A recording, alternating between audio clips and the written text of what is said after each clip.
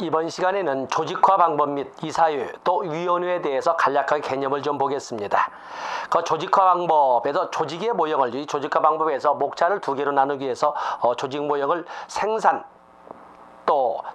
일선 조직, 또 연계 조직, 또 고객 서비스 조직 이렇게 나눠보기도 한다는 걸 봐주시면서 조직화 방법에다가 그 B급 정도지만 우리가 좀 뜸해서 쭉 출제되던 것이 갑자기 출제가 안 되는 것이 있습니다. 그 조직화 방법에는 수를 기준으로 해서 부문하는 방법도 있고 시간을 기준으로 부문하는 방법도 있고 기능을 또 지리적 영역을 또 서비스를 또 고객을 또 접근 통로를 기준으로 해서 이렇게 조직을 나누는 방법들이 있습니다. 거기 수를 기준으로 부문하는 방법 228페이지 나와 있습니다. 수를 기준으로 해서 부문하는 방법에는 거긴 같은 역할을 하는 사람들을 한 슈퍼바이저 밑에 소속시키는 방법으로 개인의 능력차를 고려하지 못한다는 단점이 있다 해서 수를 기준으로 무조건 수로 5명 이렇게 나누는 이런 방법들이 있는 것이고, 다음에 시간을 기준으로 하는 시간을 그렇게 해서 2교대 3교대 하는 것은 시간 기준 부문하고, 다음에 기능 부분에 보시면 구성원의 선호도나 관심 또는 능력이나 특성에 따라서 업무를 분담하거나 업무 장소에 배치하는 방법은 기능 기준의 부문화 방법이라고 합니다. 또 그런가 하면은 지리적 영역을 기준으로 해서 나눌 수도 있겠는데, 너무나 직주 간의 거리가 멀게 되면 사기 저하로 인해서 소진이 빨리 올 수가 있겠지요. 그렇기 때문에 거기 지리적 영역 기준을 보면 클라이언트의 거주 지역에 따라 업무를 부문하는 걸로써 너무나 그 소위 직주 간의 거리만을 가지고 따지게 되면 어떤 문제가 있냐면 지역 간 업무량 차이가 있는데 이를 고려하지 못한다는 점, 또 그런가 하면은 어려운 지역 담당자는 빨리 소요하자면 그 사기가 떨어지거나 소진이 될 수 있다는 점, 이런 것 등이 다양하게 복합적으로 있는데 어쨌든 간에 지리적 영역을 또는 직주 간의 거리를 기준으로 부문하는 방법도 있고, 또 서비스를 기준으로 해서 기준하는 방법, 또 고객을 기준으로 해서 조직을 나누는 방법, 또 서비스 접근 통로를 기준으로 해서 조직을 나누는 방법 등이 있다라는 것을 봐주시면 됩니다. 다음에 이사회와 위원회가 있는데, 이사회와 위원회 거기 보면 이사회와 위원회를 별도로 했습니다만 여러분들은 230페이지에 있는 이사회와 위원회의 차이점을 보시면 거기 이사회와 위원회 차이점 1번에 행정책임자, 이사회는 행정책임자가 반드시 참석해서 회의가 주도되지만 위원회는 책임자보다는 실무 담당자가 참석하는 방식이라는 겁니다. 그다음에 이사회에는 조직원이 참여하는 일은 거의 없습니다. 이사들이 참여하니까. 그러나 위원회에는 직원들이 참여합니다. 그다음에 구성원의 수도 이사회는 위원회에 비해서 숫자가 적습니다. 또 영향력, 이사회는 위원회에 비해 조직 전체의 운영이나 서비스 전달 등 조직 전체의 운영에 미치는 영향력이 큽니다. 다음에 정책 결정, 이사회는 정책을 결정하고 정책을 수립하고 위원회는 그에 대하여 자문 또는 건의하는 역할을 합니다. 또 그러면 이사회는 행정 책임자 없이 거의 1번에 있는 것처럼 이사회는 행정 책임자가 반드시 참석해서 보통 열리게 되는데 그 때문에 열리는 경우가 없습니다. 6번과 같은 경우에서 보시면서 여러분들 6번, 7번, 8번, 9번을 삭제해버리면 되겠습니다. 그래서 1번부터 5번만 가지고 여러분들이 하시고 아마 여기에서 인쇄상 오류가 있었던 것 같습니다.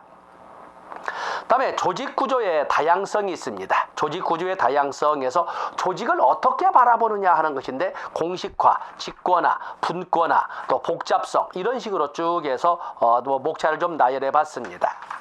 공식화라고 하는 것은 거기 보면 이 조직이라고 하는 것이 거기 1번에 1번 공식화는 조직 내 규칙, 절차, 지시, 의사 전달이 어느 정도 명문화되었는가의 정도, 어느 정도. 거기 보면 공식화는 조직 내 규칙, 절차, 지시, 의사 전달이 명문화된 정도를 공식화라고 합니다. 공식화.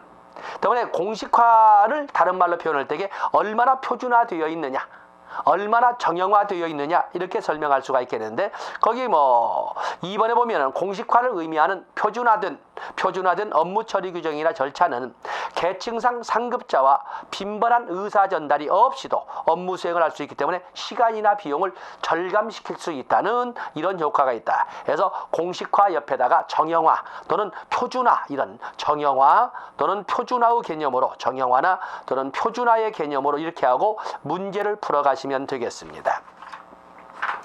다음에 밑에 보면 직권화와 분권화. 직권화와 분권화라고 하는 것은 여러분 알다시피 의사결정 권한이 어떻게 존재하느냐, 어느 한 사람이나 어느 한 부서에 집중되어 있다면 그것은 직권이라고 하는 것이고, 의사결정 권한이 여러 사람이나 여러 부서에 나눠져 있다면 분권이라고 하는데, 각각 일장일단을 우리가 설명한다면 직권이라고 하는 것은 일사불란한 신속성 있는 이런 의사가 결정되고, 그리고 지시하명되고 보고를 되는 일사불란한 능률성이라는 것을 장점으로 두는 대신 특정인이나 특정 부서에서만 정책 결정을 하기 때문에 민주화는 떨어진다, 민주성은 약하다라고 볼 수가 있다.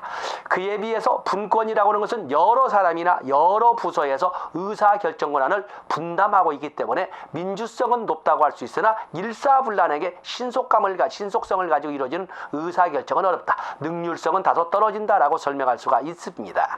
그래서 거기 직권화 분권화 해서 개념 1번에 1번 231페이지 나와 있지요. 직권이란, 그리고 분권이란 해서 의사결정 권한이 어떻게 존재하느냐를 가지고 1번에서 설명을 하고 있습니다. 다음에 거기 직권화의 장단점, 분권화의 장단점을 232, 233페이지에 나와 있는데, 자, 거기는 여러분들이 가볍게 터치를 하겠습니다. 직권화의 장점, 통일성을 촉진시키다. 일사불란한 지시화명과 보고니까 통일성, 또 그리고 전문화를 높일 수가 있다. 신속한 업무 처리로 경비를 절약할 수 있다. 이런 등등을 장점으로 하는 데 비해서 단점은 관료주의적 경향과 권위주의적 경향이 높다. 또 직권화는 형식주의화를 통해서 행정의 실효성에서 벗어날 수가 있고, 또 그런가 하면 젤로 밑에 조직의 탄력성을 떨어뜨릴 수가 있다 하는 것을 쭉 설명했는데, 그 옆에다가 민주성의 약화를 가져올 수가 있다, 이런 말도 우리가 좀 쓸 수가 있습니다. 그에 비해서 분권화의 장단점 보시면, 분권화의 장점에서는 분권화는 대규모 조직에 아주 효용이 크다. 대규모 조직에서 효용이 크다. 그리고 또 그런가 하면 분권이라는 것은 의사결정 기간을 단축시키면서, 의사결정 기간은 직권화에서 나오는 것 아니겠느냐, 의사결정 기간을 단축시킨다는 것은. 그런데 한 사람이 고민하면서 몇 날 며칠 할 것을 여러 분야에서 분담함으로써 대규모 조직에서 이 의사결정 권한은 한 안건을 가지고 한 사람만 하는 것이 아니라 여러 안건이 믹서된 것이 있기 때문에, 이것을 여러 대규모 조직은 여러 소하부 조직에서 분담시킴으로써 오히려 기간을 단축시킴으로써 신속한 업무 처리를 할 수 있다. 그래서 신속성이라고 하는 것은 직권에서만 나오는 용어가 아니다. 그래서 여러분들 분권화의 장점에 니은번에다가 중요 표시를 해 놓으시면 되겠습니다. 그런가 하면 분권화의 단점으로서는 중앙의 지휘 감독이 약화되면서 업무 중복을 초래할 수 있다. 거기도 중요 표시하시고, 또 그런가 하면 니은번에 조정이 어렵다라는 것도 중요 표시하시고, 어떤 분권, 분업, 분산이라는 것은 조정이 어렵다는 문제 다 알고 계시지만 이렇게 봐주시고, 또 그런가 하면은 이 분권은 현장 경험을 중심으로 하다 보니까 전문화가 어려울 수가 있다 하는 것도 역시. 그래서 여러분들은 분권화의 장단점에서 특히 장점의 두 번째, 업무 의사결정의 기간을 단축시킴으로써 신속한 업무 처리를 할 수 있다. 이런 것도 있구나. 이런 것도 여러분들이 신속이라는 단어를 획일적으로 직권에만 연결시키는 이런 오류는 안 했으면 좋겠습니다. 그래서 233페이지인 분권화의 장단점 1번에 니은번, 그리고 2번에 기억번, 니은번 이렇게 해서 제가 체크를 해놓으시면 되겠습니다. 다음에 조직이라고 하는 것이 어떻게 구성되어 있는가. 다시 말해서 조직의 기능이 어떻게 분담되고 또 배분되고 어떻게 조절되는가. 또 그런가 하면 조직의 권한과 책임은 어떻게 배분 조정되는가. 조직의 기능이 배분되고 조정되는 것은 우리가 분업이라고 하고 수평적 세분화라고 합니다. 그에 비해서 조직의 권한과 책임이 배분되고 조정되는 것은 우리가 계층제 수직적 유계화라고 합니다. 바로 이런 것처럼 조직의 기능은 어떻게 분담되어 있고 조직의 권한과 책임은 어떻게 서열화되어 있는지를 따지는 것을 복잡성이라고 합니다. 그러다 보면 조직 구조를 형성하는 것은 핵심적 자원은 복잡성이다. 그래서 수평적 분화와 수직적 분화, 수평적 세분화와 수직적 위계화로 이렇게 나눠서 개념 보시면 되는데, 그 외에도 복잡성에는 요즘처럼 대기업, 또 그런가 하면 전국 규모를 넘어서서 국제 규모로 이렇게 해서 이 그런 회사 같은 것은 장소적 분산의 문제도 있습니다. 그래서 분화는 수평적 세분화로서 수평적 분산과 권한과 책임에 따른 수직적 분산으로서 수직적 위계업, 그리고 조직 내에 흩어져 있는 사무실의 배치나 동선과 관련된 장소적 세분화, 뭐 이렇게 해서 나눠보고 있습니다. 다음에 234페이지 가서 보시면 근자에 좀 강조되는 것이 조직 문화가 이렇게 곧잘 다뤄지고 있습니다. 아마 이 조직 문화에 대한 논문이 좀 자주 나오는가 본데, 바로 이 조직 문화를 우리가 또 짚고 넘어가야 됩니다. 거기 보시면 조직 문화란 한번 읽어보겠습니다. 조직 문화란 종합적으로 보면 특정 조직의 구성원들에 의해 지배적으로 공유되고 있는 가치관, 신념, 이념, 관습 등등을 포함한 복합적 개념이다. 자, 우리가 조직자를 빼고 문화란 말로 설명을 해본다면 인행사에서 보는 것처럼 문화란 건 뭐라고 설명했어요? 공동체 구성원들이 공유하는 가치관이나 관습이나 규범이나 지식이나 기술과 같은 삶의 방식, 조직 구성원들이, 사회 성원들이 공유하는 삶의 방식이나 생활 양식을 문화라고 하는데, 당연히 조직 문화라는 것은 조직 성원들이 공유해야만 하는 가치관이나 규범이나 지식이나 기술이나 이런 등등의 생활 양식이나 조직 운영 방식을 조직 문화라고 설명을 합니다. 그렇기 때문에 조직 문화는 조직의 행태나 조직의 성격, 조직 성원들의 성격, 행태에 대해서 아주 직간접적 영향을 미치고 있다고 당연히 볼 수가 있습니다. 문화 구성원의 하나이기 때문에. 거기 보면 특징 보면은 조직 문화는 조직의 문제 해결에 대한 지침을 제공한다. 또 조직 문화는 조직 구성원들 간의 지각이나 태도나 감정 등을 연결시키는 하나의 매개 역할을 한다. 조직 구성원들의 행동이나 판단 기준을 제공한다. 거의 모든 조직 활동에 영향을 미친다. 또 조직 문화는 조직의 안정성, 또 계속성을 제공하고 조직 구성원들로 하여금 정체성, 소속감을 갖게 만들어준다 등등의 이런 특징들, 결국에 조직 문화라고 해도 별도로 공부하지 마시고 인행사에서 우리가 생각하셨던 문화의 개념을 가지고 조직에 접목을 시키시면 되는데, 어쨌든 근자에 출제되는 것이 제법 빈도가 높아졌습니다. 그래서 제가 목차까지 넣어서 또박또박 읽어드린 것이 되겠습니다. 이번 시간에는 6번째 목차로서 리더십을 보도록 하겠습니다. 리더십, 바로 이 지도성, 리더십이 이렇게 나와 있는데,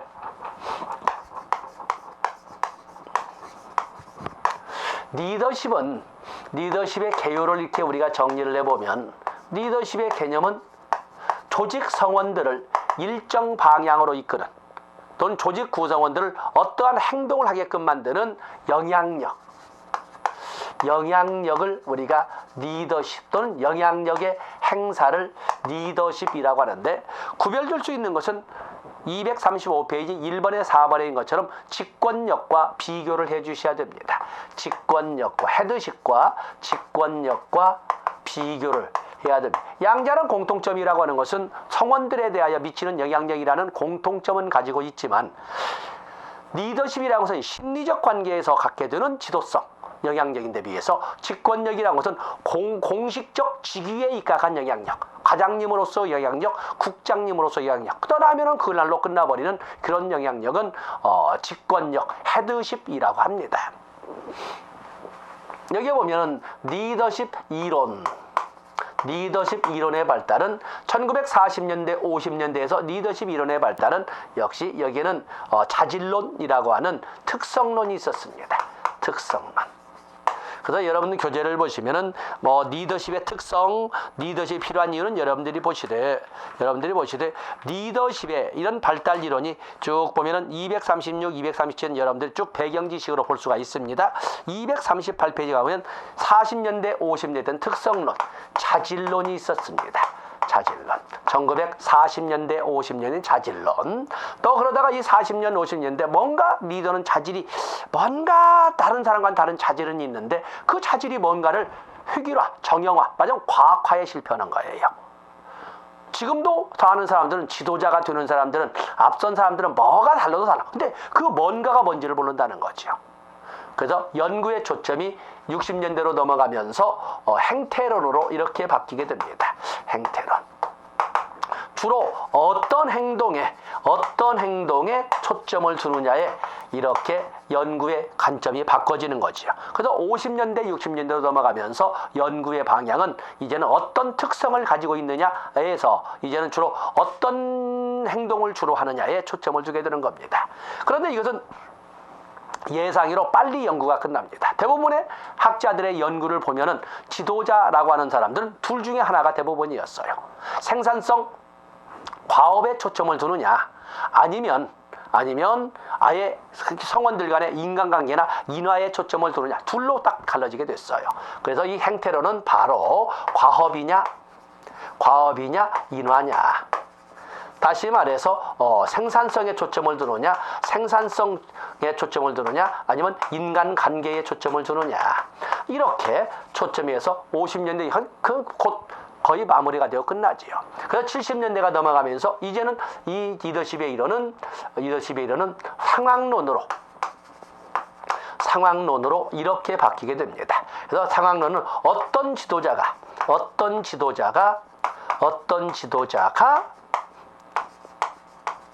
좋은 지도자인가, 바로 이걸로 이렇게 연구의 초점이 바뀌어지게 되는 겁니다. 자, 우리가 보면 요즘에 출제가 되는 것은 거의 이 상황론을 가지고 주로 출제가 됩니다. 상황론. 그래서 이 상황론, 여러분 교재로서는 239페이지 보시면 먼저 리더십 연구에서 이렇게 목차를 쭉 잡아놨습니다만 거기에서는 그냥 행태론과 상황론을 같이 이어서 연결을 했습니다. 먼저 이거 네빈, 또 리커트, 오하이오 주립, 또 소위 그 헬핀, 또 브레이크와 버튼, 5번까지는 행태 이론의 이론입니다. 먼저 레빈 리피트 하이트는 지도자의 행태를 세 유형으로 나눴습니다. 자유방임적 행동을 하느냐, 전제적인 행동을 하느냐, 아니면 민주적 행동을 하느냐 하는 걸 가지고 행태론의 하나로 레빈 리피트 하이트의 자유방임형, 그리고 전제형, 민주형으로 이렇게 나눈 연구가 있는데 거기 박스를 보면은 사기로, 조직 구성원들의 사기로 본다면 사기가 가장 높은 것은 역시 뭐니 해도 민주형이더라. 자유방임형은 초기에 단기적으로는 사기가 아주 높은데 문제는 그것이 단발이더라. 곧 염증을 느끼게 되더라. 이런 것. 또 생산성으로 본다면 장기적으로 볼 적에는 민주성이 어떨지는 모르지만은 단기적으로 볼 적에는 전제형이 최고로 생산성이 높더라. 자, 이런 것 등을 우리가 분석한 것이 바로 여기 레빈 리피트 하이트의 이론이 되겠습니다. 다음에 미시간 대학의 리커트는 지도자 행태를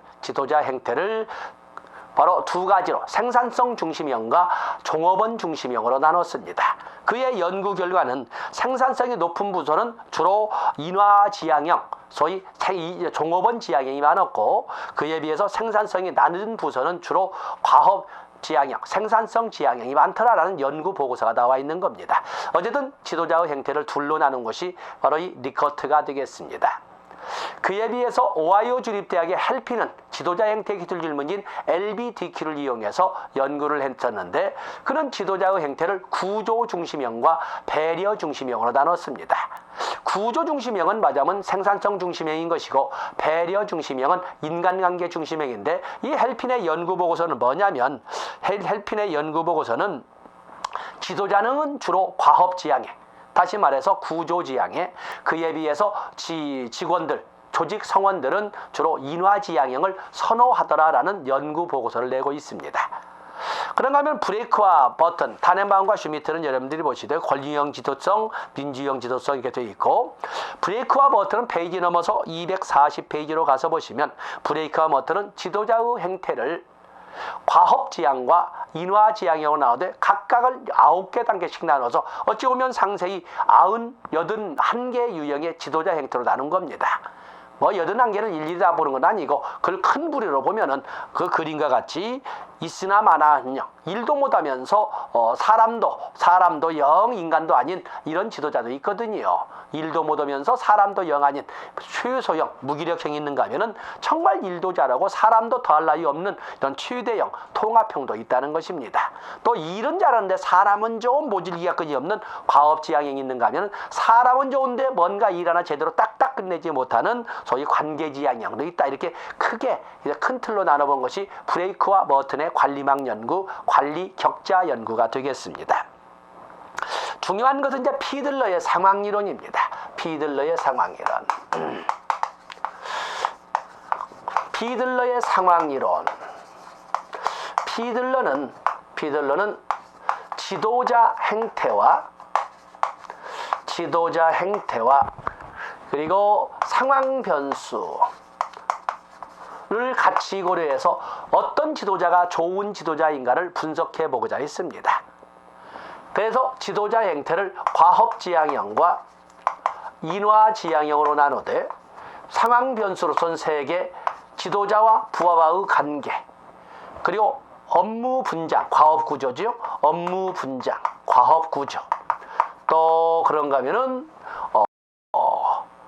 지휘 권력, 실세냐 바지사장이냐, 지휘 권력, 이렇게 3개의 변수를 가지고 정리를 했습니다. 그래서 어떤 지도자가 좋은 지도자라고 하는 것은 여러분들 240에 있는 것처럼 결국에 좋은 지도자를 따지는 것은 2번에 있는 것처럼 조직의 효과성은 조직의 지도자의 특성과 상황이 상호작용하며 결정이 된다 해놓고, 그리고 241페이지에서 지도자의 특성을 과업지향과 인화지향, 그리고 5번의 상황변수로 지도자와 부하와의 관계, 그리고 업무 분장, 과업구조, 그리고 지휘 권력, 이렇게 3가지를 나왔는데 결론은 뭐였어요? 결국에 상황에 알맞은 지도성을 발휘하는 지도자가 좋은 지도자더라. 그래서 상황이 아주 좋거나 상황이 아주 나쁠 때는 과업지향이어야 되고, 상황이 아주 좋을 때는 더 과업지향이어야 되고, 상황이 애매할 적에 인화지향을 쓰는 것이 좋은 지도자더라 라는 결론을 낸 것이 바로 여기 나오는 피들러가 되겠어요. 그런가 하면 피들러는 이런 연구 외에도 LPC 척도도 사용했던, 거기 240페이지 보면 LPC 척도 나와 있지요. LPC 척도를 이용했던 이런 가장 조금 좋아하는 동료, 만약 우리말로 보면 가장 싫어하는 동료에 관한 점수 매기기 척도인데, 연구 결과는 뭐냐면 사람이 좋은 인화지향형 지도자는 LPC 척도에서도 싫어하는 동료에 대해서 높은 점수를 주더라. 그런데 과업지향은 LPC 척도에서 싫어하는 동료에 대해서는 아주 박한 점수를 주더라 라는 이런 그 결론이 바로 240페이지 제일 밑에 이렇게 정리를, LPC 척도 나오면은 가장 조금 선호하는 동료에 대한 점수 척도, 이렇게 생각하시고 피들러를 떠올려 보시면 됩니다. 그 외에도 상황이론에는 내딘도 있지요. 내딘의 3차원 이론. 내딘의 3차원 이론. 효과성이란 단어가 나오면 먼저 내딘을 접근해 주시고, 또 그러면 허쉬와 브렌차드의 3차원 이론, 특히 요즘 보면은 피들러 것 이상으로 또한 허쉬와 브렌차드의 3차원 이론도 상당히 인기를 끌고 있는 것이 있습니다. 그래서 그 7번의 내딘에 대해서는 1번의 둘째죠. 효과성 차원을 추가하여 상황의 적합성 유무에 따라 지도성을 올린다. 효과성 차원이란 단어에 동그라미를 쳐놓으시고, 그다음에 허쉬와 브렌차드도 역시 마찬가지로 피들러처럼 지도자의 행태와 상황 변수를 같이 고려해서 어떤 지도자가 좋은 지도자를 찾는데, 상황 변수로 특히 강조했던 것이 2번에 거기 보면 인과관계 중심형 지도성과 과업 중심형 지도성 2가지 차원 외에 효율성 차원을 추가시킨 것으로, 특히 3번의 별표 넉넉히 하시고, 특히 구성원의 성숙도를 주요 상황 변수로 했다. 구성원의 성숙도라, 폴로워라는 구성원의 성숙도라는 단어가 나오면 무조건 허쉬와 브렌차드로 넘겨가시면 됩니다. 그 외에도 하우스의 경로 목표 이론이 있습니다. 하우스의 경로 목표 이론.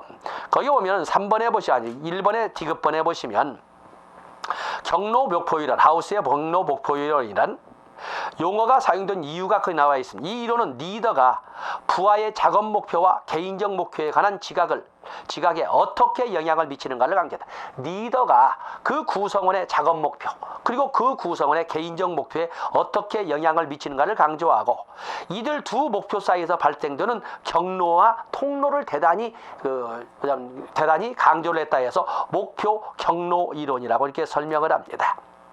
그래서 내용은 3번의 내용의 기억본 보시면 효과적인 리더는 부하들로 하여금 자신의 작업 목표를 달성하도록 암초를 제거해 줌으로써 자기들의 작업 목표를 달성하는 데 있어서 장애물이 되는 것을 제거해 줌으로써 그 통로에 따라 여행할 수 있도록 돕는 것이다.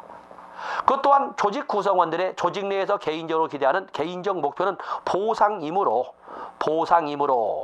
해서 리더의 이런 조직 목표를 달성하는데 장애물을 제거해 준다는 이런 것은 부하들의 동기나 직무 만족을 높이는데 아주 탁월한 효과가 있다. 이렇게 설명하는 것이 하우스의 목표 경로 이론이 되겠습니다. 또 그런가 하면 커의 리더십 대체물 이론도 있고 그렇습니다. 커의. 별표를 한 5만 개 하실 것은 바로 243페이지에 있는 바로 변혁적 리더십이 되겠습니다.